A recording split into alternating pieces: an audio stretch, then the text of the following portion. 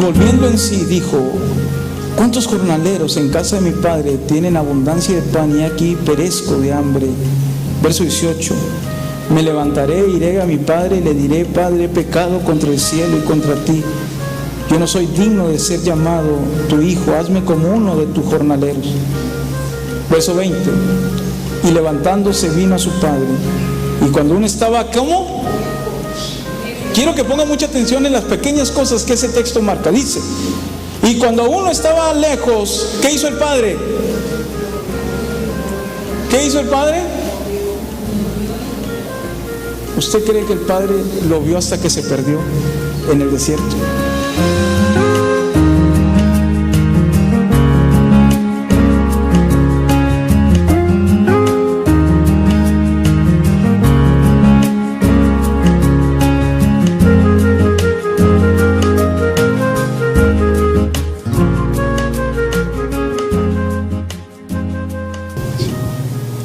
Dios les bendiga, mis hermanos, en esta hora, amén.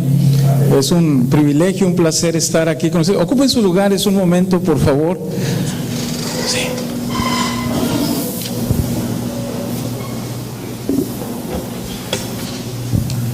Y ¿me permiten cantar algo? Los que quieren que cante, levanten la mano. Déjenme cambiar aquí de micro.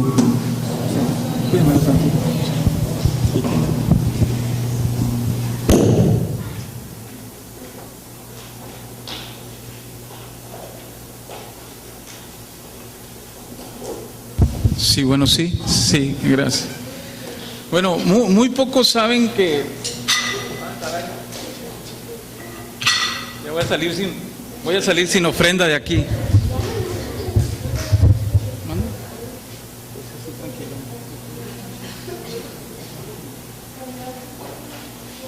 Bueno, muy pocos saben que en los 90, que ya hace tiempo, el Señor nos permitió tener un grupo musical. Así empezamos el ministerio. Y en aquel tiempo nos llamábamos Clase 33, así empezamos, y después fue Círculo de Fuego. Y en ese tiempo el Señor nos permitió pisar muchos escenarios en muchos lugares. En aquel tiempo la música pop alternativo o rock alternativo no era muy bien visto dentro de las iglesias. Hoy conocemos tantos como Rojo, como Rescate. Bueno, en aquel tiempo no. Y nosotros fuimos el primer grupo en México que tocaba esa música. Y el Señor empezó a abrir puertas tanto en México como en Estados Unidos. Y el Señor nos permitió componer, a mi personalmente yo tuve la oportunidad de componer cerca de 24 canciones. Y bueno, ya hace mucho que no componía algo. Hace mucho, años, estoy hablando de años. Y el día en Navidad o en diciembre, yo le dije: Señor, ¿qué te puedo regalar yo a ti? Hace mucho que pues tienes mi corazón, tienes mi vida en tus manos, ¿qué yo puedo regalarte? Y entonces dije: hace mucho que no te regalo una canción, hace mucho que no compongo una canción para ti. Y en diciembre compuse una canción y dije: ¿a quién se la voy a dedicar? Y entonces sentí una necesidad de componer una canción para el Espíritu Santo. ¿Alguna vez has definido quién es el Espíritu Santo? ¿Alguna vez le has dicho: Espíritu Santo, así eres tú para mí? Eso es lo que tú eres para mí. Entonces compuse esta canción para él que se llama Así eres tú, dedicada al Espíritu Santo. Y ayer tuvimos solo media hora para ensayar. Así que yo bendigo la vida de estos grandes músicos que en media hora pudieron agarrar mi idea, y bueno, espero que sea para el Señor. Amén. La canción es así.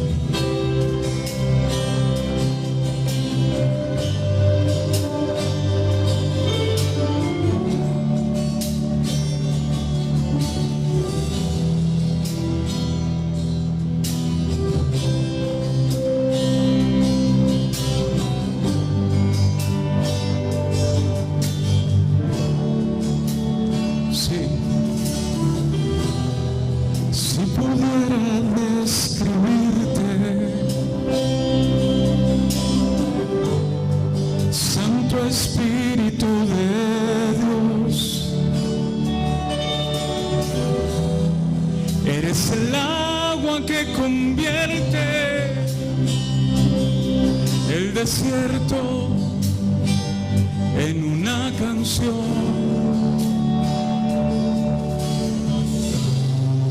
Como huracán divino,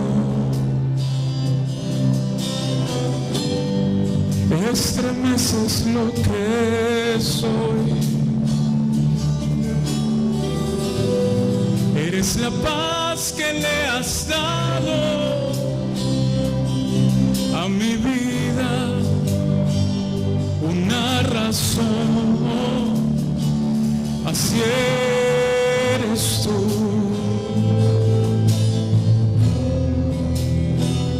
Así eres tú,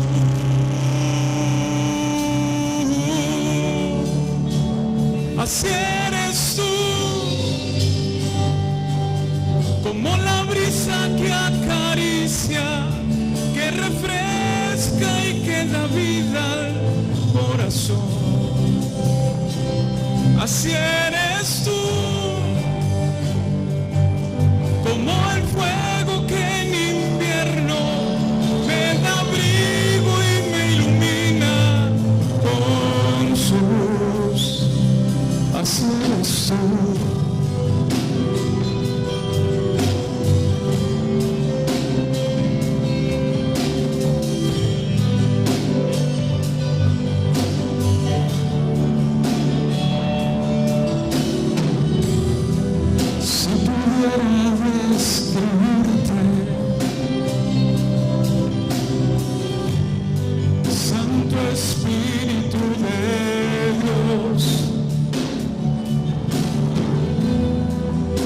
El agua que convierte el desierto en una canción.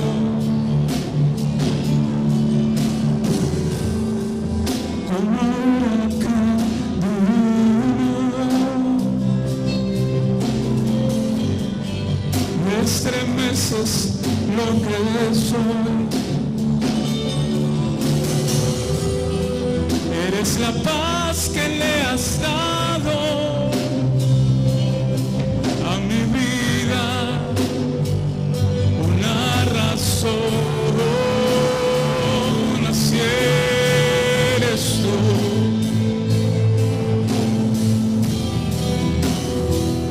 Así eres tú.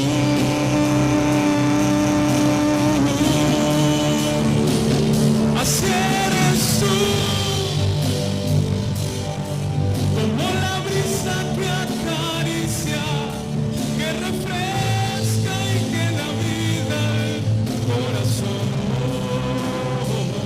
Así eres tú, como el fuego que en invierno me da abrigo y me ilumina con su luz.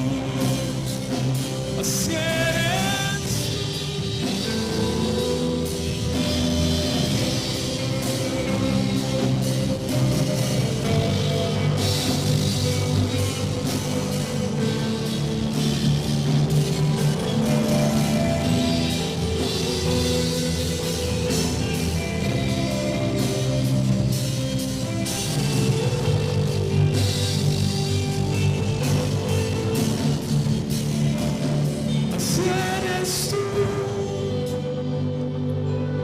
Como la brisa que acaricia, que refresca y que da vida al corazón.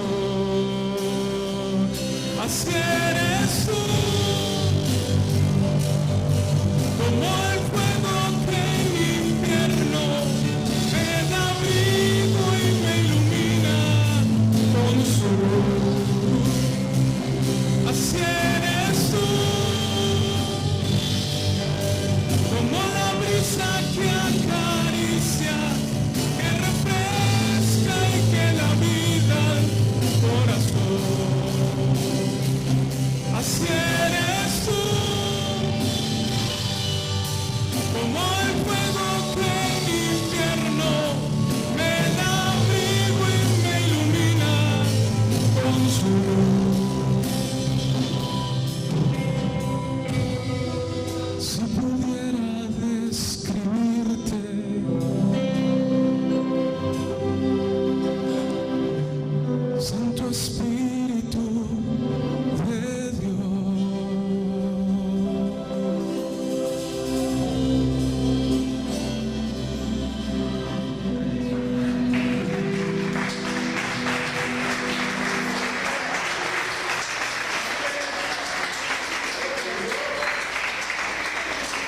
Para usted, ¿qué es el Espíritu de Dios? Para mí es como la brisa que acaricia. Para mí es como un fuego, que así como el fuego en invierno, ¿qué hace? Bueno, nos ilumina, pero también nos abriga.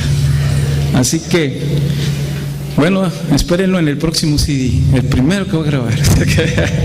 Y bueno, ahora que están muy famosos los reencuentros, dije, ¿por qué no se vuelve a reencontrar un día Círculo de Fuego de perdido para tocar una vez? Después de 20 años y como unos 15 kilos de más, ya sin mucho aire, pero bueno, gloria al Señor, es para Dios en esta hora. El micro, si me lo pueden, gracias, regresar. Bien, hermanos, en esta hora agradezco a Dios la oportunidad para ministrar. Gracias. La palabra del Señor. Gracias, Señor. Y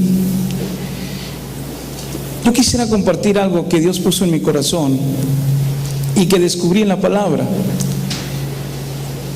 Y le he titulado Regresando al Camino. ¿Y por qué le puse Regresando al Camino? Porque a veces se nos olvida en la práctica cristiana regresar a aquellos principios que un día nos dieron vida. Y ahorita hace un momento oí al pastor que decía que a veces ya hacemos las cosas por inercia. Yo ayer le decía a los cristianos, nos llamamos cristianos, es como la gente que va a la iglesia católica y dice, yo soy católico, pero nunca va a la iglesia, pero ellos son católicos. Y a veces somos cristianos, pero por inercia. Y a veces seguimos caminando como cristianos, pero llega el momento en que nos vamos hacia un lado. Y es como cuando alguien va en un carro, que de repente se da cuenta que va un poco chueco de la carretera y lo que hay que hacer es volver a enderezar el carro. La vida cristiana a veces tiene que enderezarse y regresar otra vez a algunos principios bíblicos. Y entonces una vez yo me puse a analizar en la Biblia algunas cosas que me llamaron mucho la atención. Yo me he dado cuenta que mientras más me cuestione sobre la vida cristiana, más voy a encontrar esa respuesta en la palabra. ¿Sabe que como cristianos tenemos que cuestionarnos cosas sobre la vida cristiana, encontrar en la palabra la respuesta y comenzarla a vivir? Esa es la manera en que podemos vivir un cristianismo efectivo. Pero todo empieza por un cuestionamiento personal.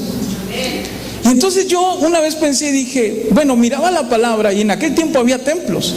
Estaba el templo de Salomón. Cuando Jesús estaba ahí, recuerden que el templo de Salomón todavía no había sido destruido. Tenían sinagogas, es decir, eran puntos religiosos donde la gente se acercaba a buscar a Dios.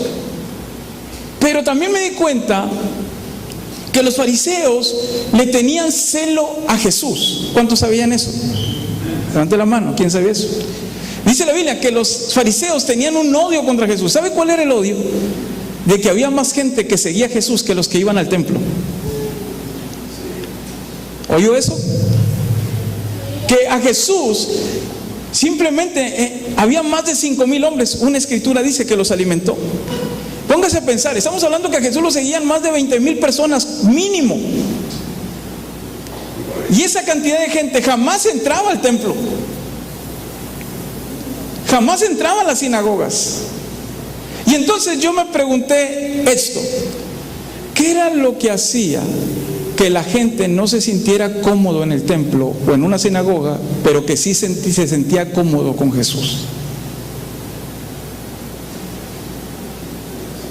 ¿Qué eran aquellas cosas que incomodaban dentro a aquellas personas que no se acercaban, pero que sí se sentían cómodas cuando estaba Jesús hablando? Y Jesús no hablaba tranquilo, a veces hablaba duro, dice la Biblia. Pero ¿qué hacía que la gente lo siguiera? Y entonces yo empecé a cuestionar, ¿qué es aquellas cosas que la iglesia necesita hacer para que la gente quiera estar con Jesús? ¿Qué es aquellas cosas que nosotros como iglesia tenemos que hacer, o que la iglesia a nivel mundial tiene que hacer para que esa gente que necesita a Jesús se sienta cómoda con Jesús cuando venga a buscarlo? Y yo le voy a decir una cosa: como seres humanos clasificamos a las personas, ¿o me equivoco? Como seres humanos somos buenos para clasificar a la gente. Esta gente es buena, esta gente es mala. Esta gente es sucia, esta gente es limpia. Esta gente es pobre, esta gente es rica. esta gente es esto, esta gente es esto. Y entonces como seres humanos clasificamos a las personas. El universo clasifica a las personas. Y ahí me di cuenta que era aquello que Jesús hacía, que la gente lo quisiera a Él y que los fariseos no hacían. Quiero que vaya conmigo y en 3 historias le voy a mostrar cómo es lo que la gente, cómo Dios mira, Jesús mira a la gente, que la iglesia tiene que aprender a ver de esa misma manera. Quiero que vaya conmigo al libro de Lucas, capítulo 15. Y ahí vamos a encontrar 3 historias que les voy a ir explicando. Las 3 historias están ligadas, es decir, Jesús las dice en el mismo instante en el que está hablando, no son días diferentes, es el mismo día. Y se las dice al mismo tipo de personas que están escuchándolo. ¿Ya lo tiene? Amén. Capítulo 15 de Lucas. En el verso 1 y en el verso 2 está la clasificación de la gente. Se acercaban a Jesús todos los publicanos y, a ver, quiero que subrayen, si usted puede subrayar, subraye publicanos, pecadores. Y luego, ¿para qué se acercaban? Para oírle. Verso 2. Y los fariseos y los escribas, en otra versión dice los doctores de la ley, subrayenlos, a esos 2, criticaban a Jesús. Lo murmuraban, que si criticaban y decían, si supieran, hasta come con esa gente. Ahora, desde ahí ya vemos la clasificación. ¿Por qué uno dice pecadores y por qué dice publicanos? Porque para los judíos, los publicanos, hermanos, eran los recaudadores de impuestos. Para los judíos, los publicanos eran el top más arriba de pecadores. Era el nivel más alto para pecar. Porque los publicanos los consideraban traidores. Eran judíos que se vendían a los romanos para cobrarles impuestos a sus propios judíos, a los propios compañeros, a su propia nación. Así que los odiaban. Así que ponen el primer top de pecadores a mero arriba y luego después entran todos los demás. Fíjese cómo los clasificaban. Aparentemente ese grupo, primero diga conmigo, son los malos. Pero luego viene la gente que aparentemente es buena, los que están cerca de Dios, los fariseos y los doctores de la ley o los escribas. Entonces vemos 2 auditorios que están escuchando a Jesús. Unos que sí se hacen malos, pero se acercan porque quieren escuchar algo que antes no habían escuchado. Y hay otro grupo que aparentemente son buenos, pero no se acercan a Jesús para escucharlo, sino para criticarlo. Pero vemos diferentes tipos de gente que como seres humanos pudiéramos clasificar. Tal vez aquí hay revuelto, si pudiéramos clasificar, tal vez clasificaríamos a muchos tipos de personas aquí. Jesús, conociendo todo esto, comenzó a hablar para terminar con lo que el hombre mira y darles a entender lo que Dios mira. ¿Será que Dios clasifica a las personas como nosotros mismos las clasificamos? ¿Será que Dios usa los mismos adjetivos para clasificar a las personas como nosotros los seres humanos lo hacemos? Vamos a ver qué dicen 3 historias que Jesús dice. La primera la conocemos como la parábola de la oveja perdida. Mire lo que dice el verso 4.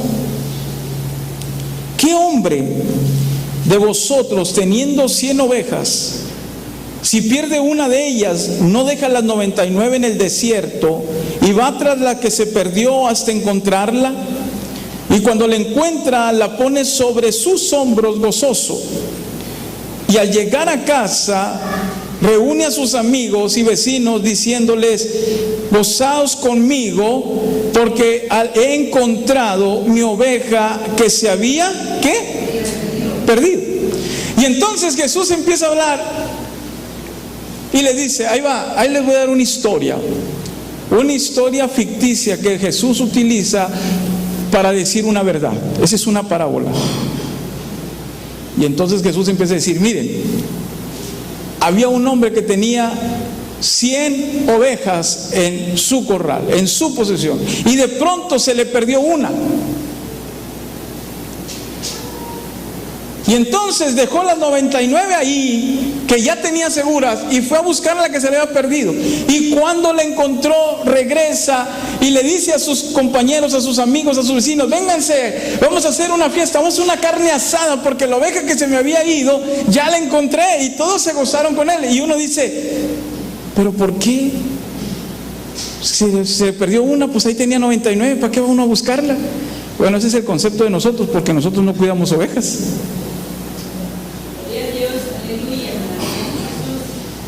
Pero si yo le dijera: usted tiene 10,000 pesos y se le perdieron 1,000, ¿lo busca o no los busca? No va a decir: bueno, ya tengo 9,000, 1,000 que se me perdieron, pero con esos 1,000 hace el mandado toda la semana. ¿O no los busca? Pues Jesús les está hablando con algo que ellos saben, que ellos aprecian, porque todos trabajaban como pastores de ovejas. No había maquiladoras, no había nada de eso, no había oxos, no había nada.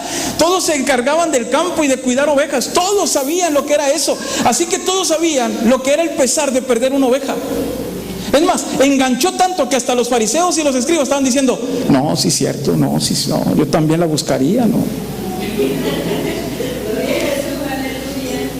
Todos estaban enganchados con la historia de Jesús, todos, porque todos están relacionados con eso. Así que cuando yo la encuentro, ¿quién no va a hacer una fiesta? Y estaba toda la gente diciendo: no, sí, yo iría, lo que está diciendo este hombre, yo lo haría, es verdad. Todo el mundo acentuando, diciendo: es cierto. Para nosotros sería una locura que hicieran una fiesta por encontrar una borrega. Pero para ellos sabían el precio que era eso, era su vida, era su trabajo, era su futuro. Y Jesús, conociendo la mentalidad de ellos, entra por ese lado a los hombres, que eran los que se encargaban de hacer eso. Y entonces le dice: ¿quién no la busca? Ahora, quiero que note dos adjetivos que están ahí. Y así como subrayó a los fariseos, quiero que subrayen dos cosas. En el verso 6, al parte final, dice: mi oveja que se había ¿qué? Y antes dice: que he encontrado. Antes de la oveja dice: he encontrado. ¿Cuáles son los dos adjetivos que Jesús utiliza? Algo que tengo encontrado y algo que tengo perdido. A los hombres ya los tiene enganchados con la historia de la oveja. Todos hablando y diciendo: sí, yo me contentaría, yo haría lo mismo que aquel hombre, yo haría lo mismo, haría una fiesta, porque sé lo que es perder una oveja. Es el patrimonio de mis hijos, el patrimonio. Para que me entienda, tener ovejas no solamente era pensar en comida, era pensar en una industria textil. De esas ovejitas dependían tantas cosas, las finanzas de la familia. Así que Jesús entra por ese lado para enseñar un principio que hoy nos quiere enseñar Él como iglesia. Y después de esto, engancha a las mujeres. Primero a los hombres, ahí los tiene a todos diciendo: no, sí es cierto, no, ustedes que me hacen. Y las hermanas, yo creo ahí, bueno, les digo hermanas por fe, ¿verdad? Pero las mujeres están todas. Sí, pues ellas no entienden. Es como cuando el hombre le habla a las mujeres de mecánica, no entienden nada. O como cuando las mujeres les dicen a los hombres de las pinturas, de los que usan, los hombres tampoco entendemos nada de eso. Así que ella no entendía nada de eso, pero entonces Jesús, conociendo eso, dijo: también tengo algo para ustedes. Y entonces dice la siguiente historia: ¿o qué mujer que tiene 10 dracmas o monedas, se pierde una moneda o un dracma, no enciende la lámpara y barre la casa y busca con diligencia hasta encontrarla? Y cuando la encuentra, subraya esa palabra, reúne a sus amigas y vecinas diciendo: gozaos conmigo porque he encontrado el dracma que se había, subraya la palabra, perdido. Ahora va con las mujeres.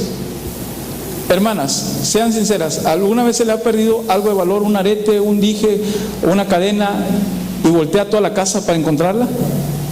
Levante la mano, ¿quién le ha tocado eso? Entonces Jesús, conociendo a las damas, le dice: ahí les va. ¿O qué mujer que se le pierden 10 monedas? Ahora, yo quiero que vean la contextualización judía, porque no habla de monedas en una bolsa. Nada que te das 10 pesos, se te cayó uno y así. No. Escuchen lo que está diciendo. En la antigüedad, el padre de familia a las hijas les regalaba un collar con monedas. Eso tenía un símbolo social. Ellas tenían que salir, y cuando salían afuera, tenía dos simbolismos. Uno, el amor del padre sobre ellas, era un orgullo cargar algo así. Es como cuando le hacen la fiesta de 15 años a las hijas. Cuando la niña ya crecía y era señorita, el padre le regalaba eso. Podían ser monedas de plata, monedas de oro, dependiendo del estrato social. Pero ellas salían y era decir, mis padres me aman. Número dos, era una manera de atraer a los muchachos, decir, estoy en una edad donde puedo casarme. Pero tenían que haber 10 monedas. Si se le perdía una, era imposible que saliera así. Es decir, tenía que permanecer dentro de casa, porque era indigno salir sin una moneda allí. Así que se da cuenta el valor de esa moneda. Y entonces gancha a las mujeres, y las mujeres, ¿por qué no están los hombres así? No, sí, la oveja. Y de repente, Señor, ahora voy para las mujeres. Ahí va. ¿O qué mujer no se le pierde una moneda de su collar? Y barre la casa y busca todo y voltea todo para encontrarla. Y cuando la encuentra, grita y dice, la encontré, y hace fiesta, invita a sus vecinas, a sus amigas. Ya la encontré, porque sabe que eso le va a permitir salir a la calle. Y ahora, ahí están todas las mujeres. No, sí, cierto, yo también haría eso, ¿no? Pondría a todos los niños a que me lo buscaran, y hasta que la saliera y de donde fuera, y a ver cómo le hicieran. Y estaban todas las hermanas. Imagínense el escenario en ese momento de miles de personas, todos enganchados con lo que Jesús estaba diciendo. Ya tenía a los hombres, ya tenía a las mujeres. Ya los había llevado a un punto para que entendieran una verdad los hombres, ya los había llevado a un punto para que entendieran una verdad las mujeres. Pero ahora el maestro tenía que rematar con algo especial. Y entonces les empieza a decir, había un hombre que tenía 2 hijos. Y uno de ellos empezó a pensar, híjole, este viejito, o sea, su papá, ya nos está durando mucho y no veo la hora en que se muera.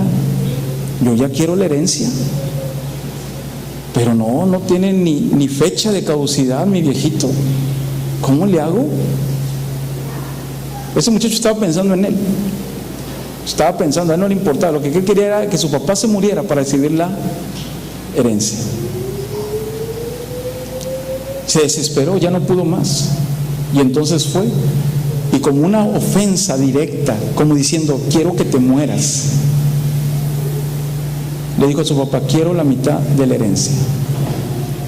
En la antigüedad ninguna herencia venía. Ahora se utiliza mucho la frase heredar en vida, pero antes no. Antes era morir para poder heredar. Y que este muchacho se acerque a su padre era una falta, una ofensa, un desearle una muerte a su propio padre. Decir, quiero la herencia, la mitad de lo que me corresponde. Quiero la mitad de la herencia que me corresponde. ¿Qué creen que habrá sentido aquel padre?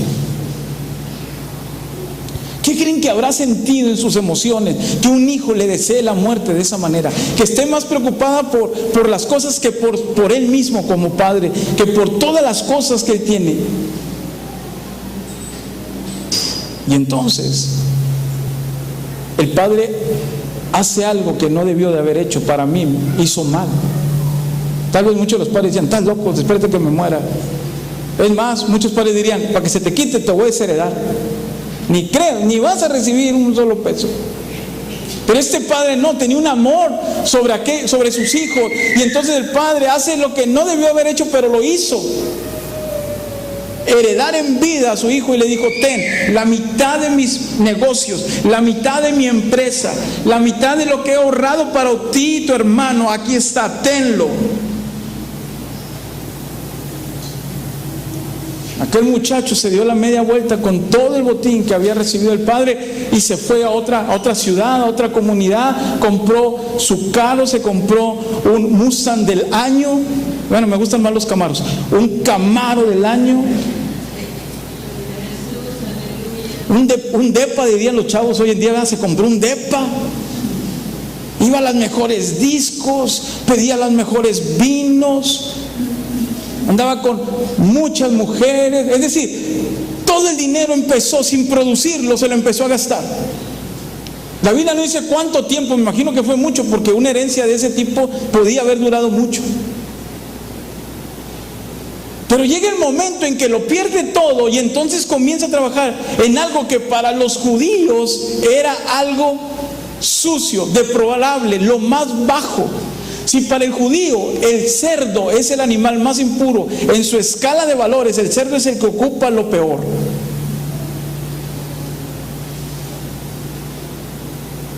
Este hombre, este muchacho, no comió cerdo, fue a cuidar a los cerdos. Es decir, se fue a un nivel mucho más abajo que lo que ellos consideraban como bajeza, que era el animal en sí mismo. Y que este muchacho tenía que pelearse con los cerdos. Imagínense esa escena, pelearse con los mismos animales por quitarle la comida. ¿Se puede imaginar eso? Porque dice la Biblia que él agarraba de las algarrobas que comían los cerdos para comer, porque no había para comer. Un muchacho que lo tenía todo, que ahora pelea con los cerdos por la comida. Qué terrible situación. Imagínense cómo tenían los fariseos y a toda la gente Jesús. Y de pronto dice, tengo que cambiar esta situación. Y voy a regresar a mi casa. Yo no sé si mi papá todavía me ama. Yo no sé si mi padre piensa en mí aún. Yo no sé ni siquiera si está vivo todavía. Y yo me imagino que llegaban noticias al padre de cómo andaba su hijo. Oye, me contaron que fulano de tal, tu hijo, allá donde está, no, si supieras. Y yo imagino que este padre amoroso decía, tranquilo, yo sé cómo está, yo sé, no tienes que decirme. Y ese muchacho dijo, quizás aún mi padre me ama, quizás él piensa en mí. Quizá podrá perdonarme. Es más, voy a ir y ni siquiera, porque allá están comiendo mejor, los siervos de mi padre comen mejor que lo que yo estoy aquí. Entonces voy a humillarme y le voy a decir a mi padre que no me ponga como hijo, que me ponga como siervo de perdido. Voy a comer bien. Y entonces regresó. Pero aquí viene una parte que me encanta. Quiero que vaya conmigo a la Biblia.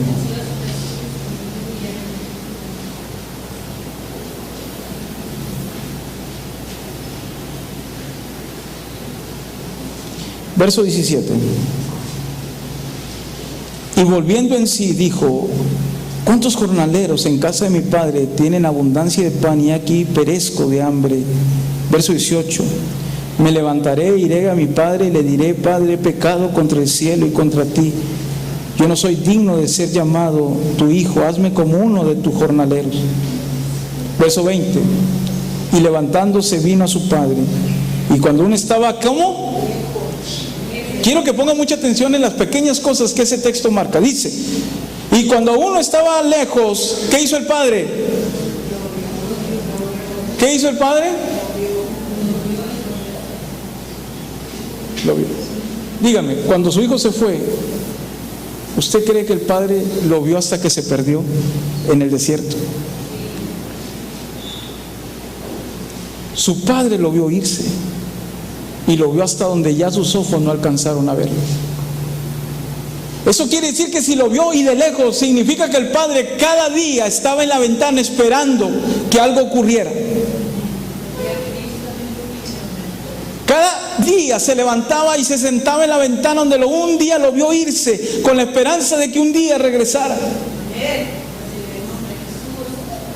Y lo vio. Y no solo lo vio. Muchos padres hoy en día diríamos, muchos los tenemos aquí, ahí viene, ahora sí, ahí viene. Primero que anda ahí, no le abran. Que me llore y que grite allá afuera, a ver, que sepan quién es su padre.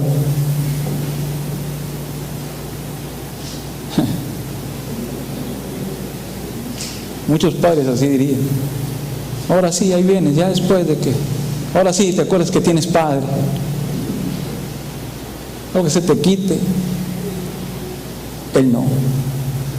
Y vaya que lo ofendieron, vaya que le hicieron la muerte. Y mire qué hizo, lo vio. Siga leyendo, diga lo que hizo despuesito, así nomás la siguiente palabra. ¿Qué hizo?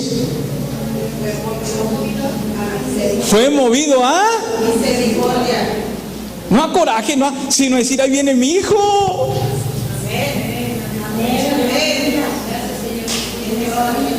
No se puso en la postura de, no, se movió en su emoción. Ahí viene mi hijo. ¿Y luego qué hizo? Léalo. Qué tremendo, corrió a él, no esperó que llegara. A ver, dejen que toque la puerta y luego díganle que ahorita salgo, que me estoy bañando, que se espere, ahora que me espere. Es más, háganse de rogar, tárdense de abrir la puerta, que se canse allá afuera. No, dice que lo vio de lejos, sintió conmoción y salió corriendo al encuentro, no le esperó a que llegara a la puerta. ¿Cuánto tuvo que haber corrido para recibirlo? Y luego dice que se echó sobre él, quiere decir que se tiró para abrazarlo. Ahora, yo me pregunto, ¿por qué él no lo abrazó cuando su hijo se iba yendo? ¿Por qué no lo abrazó? ¿Por qué cuando su hijo iba caminando, por qué no corrió y lo abrazó y dijo, hijo, te amo, no te vayas? ¿Por qué no lo hizo? ¿Por qué lo hizo hasta que lo vio de frente? No cuando iba de espaldas. Le voy a decir una cosa, algo que el Señor me mostró en ese momento. Cuando él iba de espaldas, era porque había una relación quebrada entre ambos. Aunque este muchacho vivía ahí en casa, no había una relación entre ellos. ¿Me entiende? Lo que el muchacho hizo demuestra que no había una relación. Pero ahora que lo ve venir, sabe que trae si viene es porque viene arrepentido y buscando una relación, una oportunidad. Era diferente a cuando él salió. Así que el padre fue a abrazarlo, cosa que no hizo cuando se fue. Y cuando viene, se echa sobre él y luego hace algo. ¿Qué hace ahí? Léalo, por favor. ¿Qué hizo? Bueno, ustedes han visto que yo beso a mi padre. Yo no entiendo por qué hay muchos jóvenes que les da pena besar a su padre. Se llama respeto, ¿no? Yo tengo 2 buenos amigos, pastores amigos míos, que nos saludamos así. Es una cultura muy, muy bonita. La Biblia lo llama con músculo santo. Dice que lo besó, y para muchos dirían, para mí que los fariseos reaccionaron y toda la gente reaccionó, y cuando dijo el Señor, y lo besó, y dijeron todos, bácala, y no porque no se acostumbrara al beso, sino porque recuerde cómo venía de cuidar puercos. ¿Cómo cree que venía?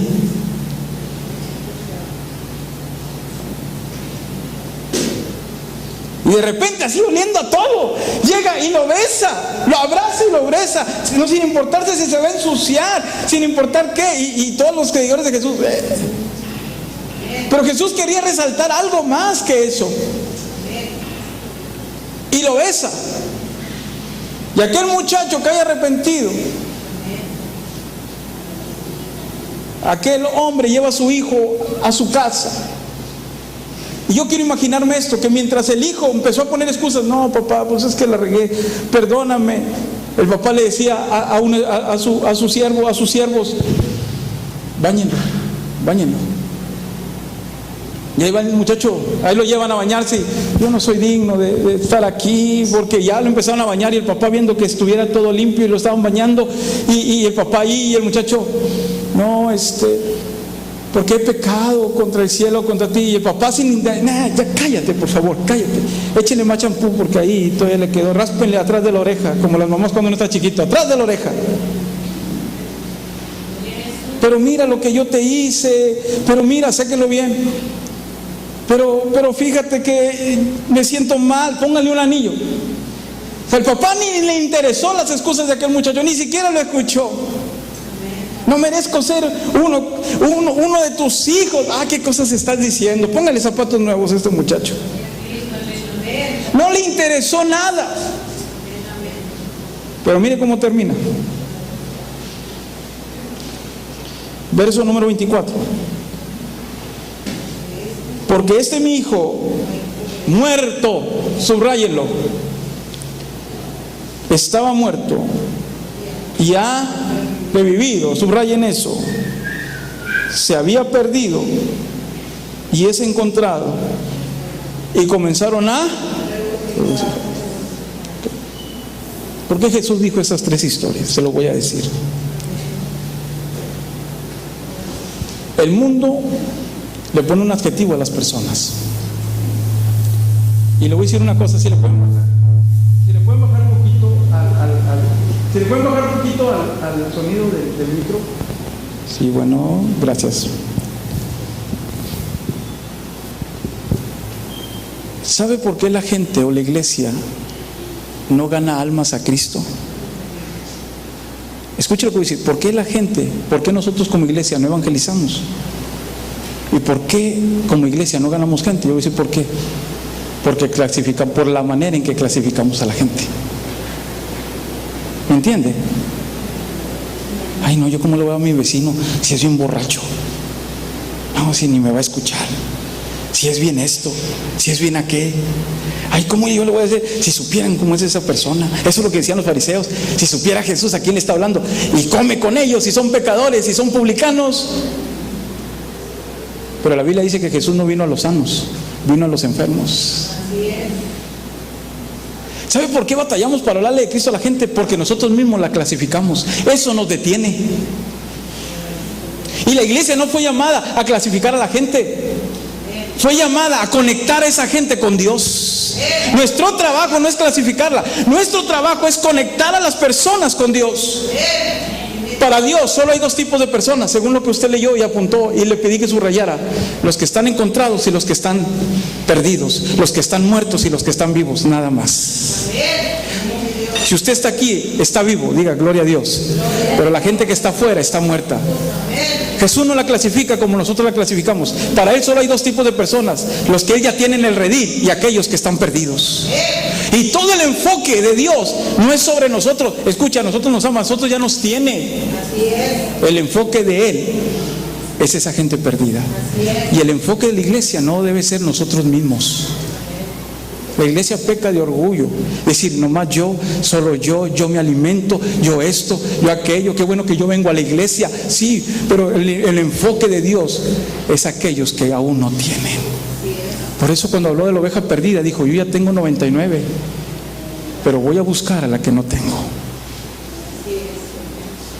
Yo ya tengo 9 dracmas, pero hay una que todavía no tengo. Hay hijos, dice el Señor, que se me han ido, pero estoy esperando que regresen. Ese era el mensaje de Cristo con estas 3 historias, iglesia. Usted y yo estamos en la iglesia, gloria a Dios, porque el Señor nos tiene, pero el enfoque de Él es hacia los que están afuera. Y la iglesia tiene que empezar a ver lo que Jesús mira y a clasificar a la gente como Dios la clasifica. Una vez me preguntaron: pastor, si un homosexual viene a la iglesia, ¿usted lo recibiría? Y yo le dije: sí. Si alguien con preferencias sexuales diferentes, no puede ser un estorbo para no hablarle de Cristo. Mi labor no es decirle que cambie o acusarlo y decir qué está haciendo. Mi labor es conectarlo con Dios, y Dios se va a encargar de cambiar todas las cosas en él.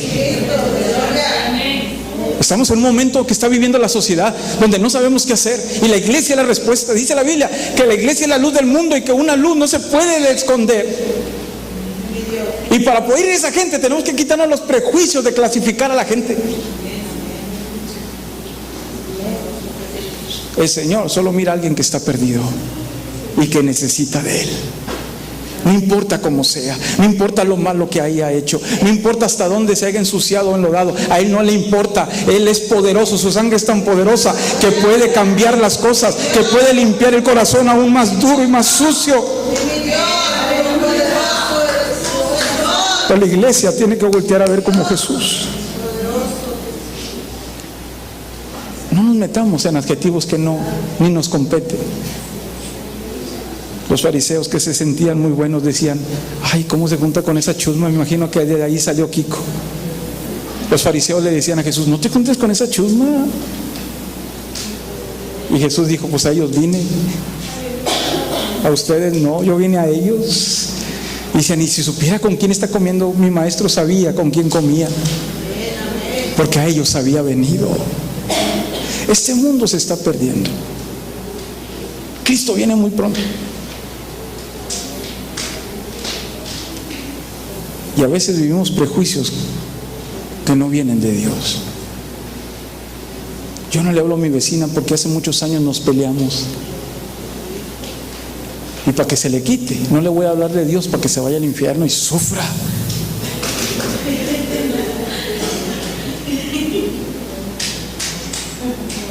Oí un muchacho que es un youtuber cristiano y decía de esas cosas que uno quisiera desearle a los hermanos.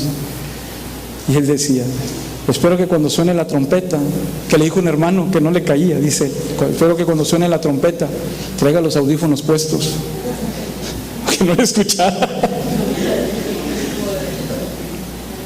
Mucha gente tiene esos prejuicios y la gente se está perdiendo. ¿Sabe? A la gente se le ha olvidado cuál es el futuro después de la muerte. Ahora con esta trágica situación que vivimos en la ciudad, mucha gente, pobrecito, esto, aquello.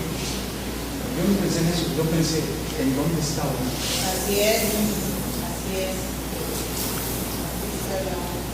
A veces pensamos en compartir con la gente. Yo sé que todos tenemos a personas conocidas que no son cristianos y compartimos momentos padres con ellos y nos reímos, pero usted es puesto a pensar, ¿quién, si esa persona va a estar en el infierno o en el cielo?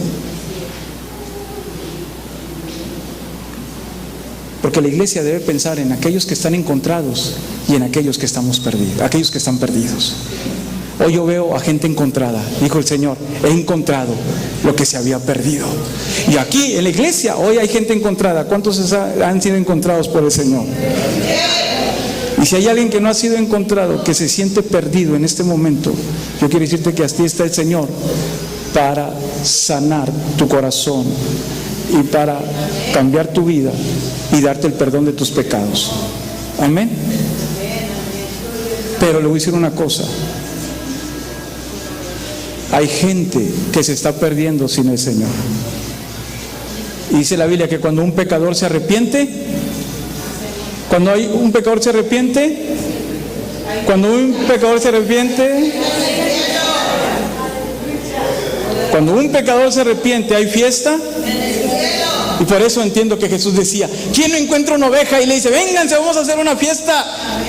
¿O quién no encuentra una moneda y dice: vamos a hacer una fiesta? O el padre que le dijo: mi hijo ha regresado, hagamos una fiesta, maten el borrego más grande y vamos a hacer una fiesta, porque había alguien que estaba perdido, pero ahora me pertenece. Esa es la función de la iglesia: buscar lo que se está perdiendo.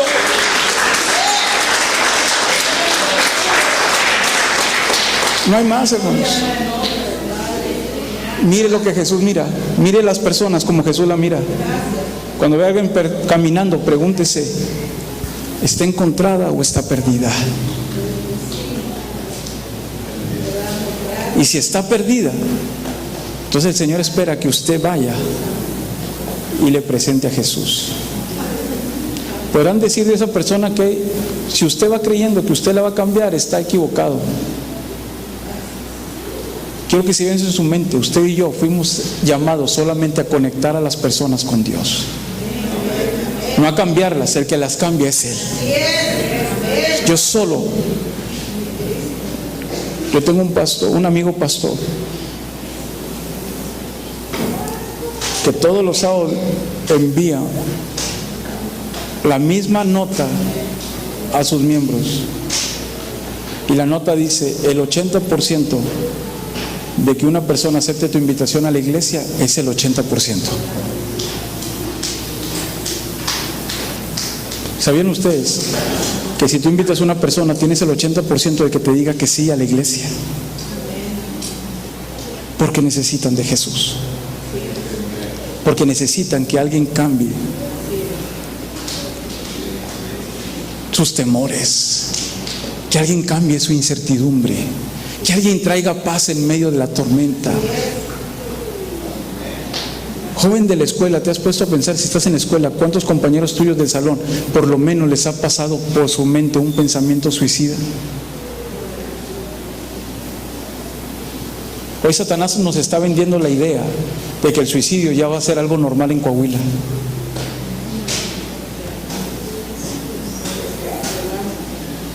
El Señor lo reprenda. La iglesia tiene que mostrar la diferencia.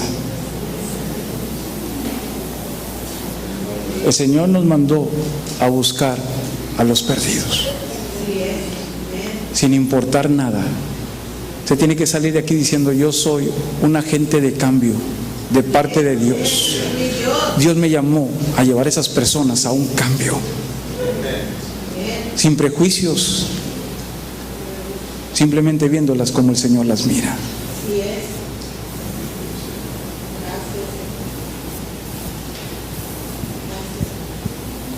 Estuve en una iglesia,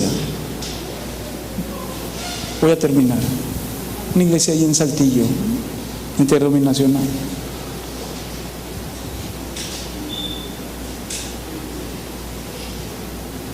Y había habido un evento donde los hermanos habían traído amigos, o sea, como un día del amigo, pero ellos le llamaban de otra manera.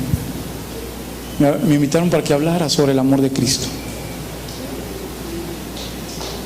Y cuando terminé de predicar, de hacer una reflexión pequeña, hice la siguiente pregunta: todos los que vinieron por primera vez, pónganse de pie. Aquellos que no habían tenido la oportunidad de venir a la iglesia alguna vez, o que en algún momento fueron, pero no se sintieron como, no sabían ni lo que era esto, porque tal vez nadie les explicó. Pónganse de pie. Y se levantaron adolescentes, jóvenes y adultos. Era un buen montón. Lo siguiente que yo quería hacer era preguntarles: ¿alguien quiere recibir a Cristo en su corazón? ¿Alguien quiere entrar al redil? ¿Alguien? Que era la pregunta más lógica. Pero el Espíritu Santo puso en mi mente: pregunta, ¿cuántos piensan en quitarse la vida por algún problema? Y hice esa primera pregunta. Para mí fue sorprendente cómo más del 80% de los que estaban parados queriendo recibir a Cristo pasaron al altar llorando. Y entonces entendí qué necesidad tiene la gente. Porque podemos ver a las personas reír, pero por dentro estar quebradas. Podemos ver a las personas que aparentemente están bien.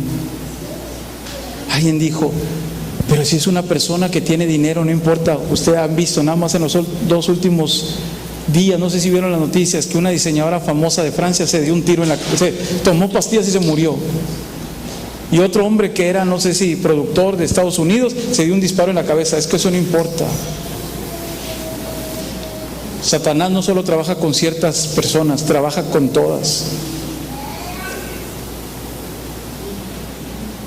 Dice la Biblia que si alguien muere que conocimos y nunca le hablamos, su sangre demandará sobre nosotros, porque tuvimos la oportunidad de decirles y no quisimos hacerlo.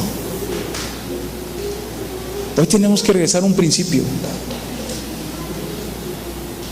El Señor dice que nos llamó para anunciar las virtudes de aquel que nos llamó de las tinieblas a la luz. Si usted quiere dar un sentido a su cristianismo, el sentido real es que el Señor nos puso aquí para ganar a otros para su reino. Para eso nos llamó, para eso nos constituyó iglesia. Ese es el sentido de ser iglesia. No solamente el que yo diga estoy bien en la iglesia, es ir y traer a otros para que conozcan a Jesús. Yo les quiero hacer una pregunta. Por lo menos, ¿quién de los que está aquí tiene 3 personas cercanas que no conocen de Dios? Levante su mano. 3, por lo menos. 3 personas con las que conviva, que están cerca de usted, que no tienen a Cristo en su corazón. Levante su mano, por favor. Esas son las 3 personas con las que usted tiene que empezar. Decirle: hey, te invito a la iglesia. No le diga más. Solo: hey, te invito a la iglesia. Te invito a que vayas. Va a haber algo diferente para ti. Y yo te aseguro que esas personas te van a decir: yo te acompaño. Veamos a la gente como Jesús la ve y dejemos de clasificarlas como el mundo las clasifica. 2 tipos de personas, diga conmigo: los encontrados y los perdidos, los muertos y los que están vivos. ¿Cuántos están vivos hoy aquí? Allá afuera hay mucha gente que está muerta en sus delitos y pecados. A ellos tenemos que ir. Voltea con la persona que está solo perdido, 3, y dile: hey, tú y yo tenemos que ir por ellos. Pero dígase: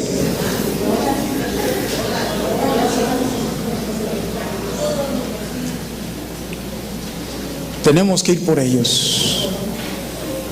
A eso nos llamó el Señor. Nos llamó la iglesia triunfante, la iglesia victoriosa. Tenemos la presencia de su Espíritu Santo y las señales que Él está con nosotros. Solo nos falta decidirnos ir por ellos. En el nombre de Jesús, póngase de pie, por favor. En el nombre del Señor. Gracias, Señor Todopoderoso. Nuestra vida siempre gira en derredor tuyo. Es tu calor sobre nuestra vida. No sabemos qué nos depara esta semana, pero sabemos que en tu nombre tenemos seguridad y victoria. Jesús, cubre nuestras familias, donde quiera que estén. Cubre nuestras generaciones. Bendice nuestra ciudad. En tus manos están nuestros tiempos. En el nombre de Jesús, sella los labios y confunde la mente de lo que nos quiera quitar la bendición de este día. Por tu nombre, Jesús. Amén. Que el amor de Dios, la gracia de nuestro Señor Jesucristo y la comunión del Santo Espíritu sean sobre todos nosotros. Y el pueblo de Cristo dice: Dios les bendiga a todos. Salúdense en el nombre de Cristo Jesús.